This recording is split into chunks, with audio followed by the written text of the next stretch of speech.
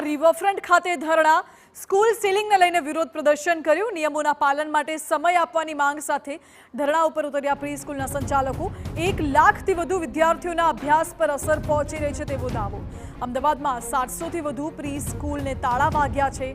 Fire એનઓસીને લઈને અને સીલિંગની કાર્યવાહી તંત્ર દ્વારા કરવામાં આવી, સાથે જ પીયુ પરમિશન અને તમામ બાબતોને લઈને તંત્રએ જે કાર્યવાહી કરી છે, જેથી પ્રી સ્કૂલ હાલમાં પ્રી સ્કૂલને તાળા લાગ્યા છે। અમદાવાદમાં 700થી વધુ પ્રી સ્કૂલોને તાળા લાગ્યા છે। પ્રી સ્કૂલ સંચાલકો રિવરફ્રન્ટ ખાતે ધરણા ઉપર બેઠા છે। બાળકોનો અભ્યાસ બગડતો હોવાનો દાવો કરી રહ્યા છે।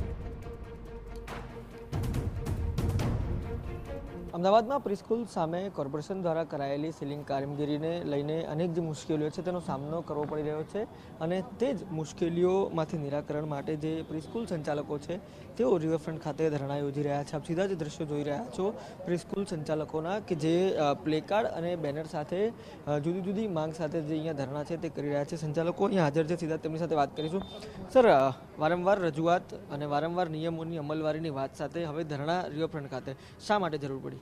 આ ધરણા નથી, આ શાંતિપૂર્ણ પ્રોટેસ્ટ છે। અમારી રજૂઆત કરવા માટેના મીડિયા દ્વારા સરકાર સુધી અમારા અવાજ પહોંચાડવો છે કે જે આ છેલ્લા મહિનાથી આ રાજકોટની ઘટના પછી કોર્પોરેશન દ્વારા જે આકરા પગલાં, આ પ્રી સ્કૂલો બહુ નાના યુનિટો છે અને એની પર જે જો હુકમી થાય છે એ વધારે પડતું છે। અને ગઈકાલના એક સારા સમાચાર છે કે સરકારે ફાયર એનઓસી માટે 1 મહિનાનો ટાઈમ આપ્યો છે અને બીયુ પરમિશન એના માટે 3 મહિનાનો। પણ ફાયરના નિયમો, સરકારની ગાઈડલાઈન અમે 100% ફોલો કરવા તૈયાર છીએ। મારી સ્કૂલમાં તો જ્યારે મારી સ્કૂલની વાતો કરું છું તો જ્યારે કોરોના પછી સ્કૂલ શરૂ કરી ત્યારે મેં મારી બધી સ્કૂલમાં ફાયર એનઓસી લીધેલી જ છે, બરાબર। એટલે અમે વ્યક્તિગત ચિંતા, આજે ઘટના બની ચિંતા કરનારા નથી, પણ એની સામે એક બીયુની વાત કરે।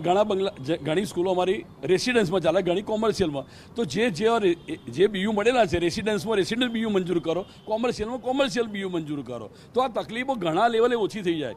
કારણ કે જે બંગલા બન્યા છે સોસાયટીમાં બધા માણસો એમ જ રહેતા હોય છે, એમ જ અમારી સ્કૂલો ચાલતી હોય છે। એટલે જો અમારી સ્કૂલોમાં સેફટી નથી તો એ સોસાયટીમાં સેફટીની વાત કેમ નહીં કરી શકીએ આપણે?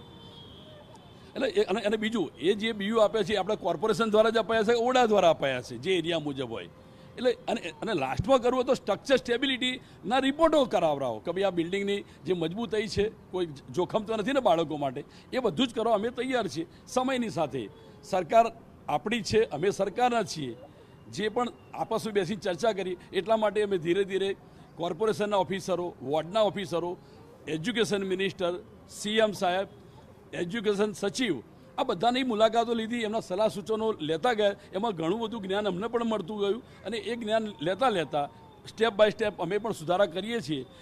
અને એટલે મૂળ છે સરકાર અમારી પર કૃપા દ્રષ્ટિ રાખે અને પ્રી સ્કૂલો જે બંધ છે એને વહેલામાં વહેલી તકે ખોલવા દે, સાથે ચાલવા દે, બાળકો પણ પરેશાન ના થાય, વાલીઓ પણ પરેશાન ના થાય, સ્કૂલ સંચાલકોને પણ ઘણી રાહતો મળે અને સાથે રહીને જ આ બધું ઉકેલવા માટે અમે સંમત છીએ। ધરણા અને પ્રોટેસ્ટ વચ્ચેનો જે તફાવત સમજ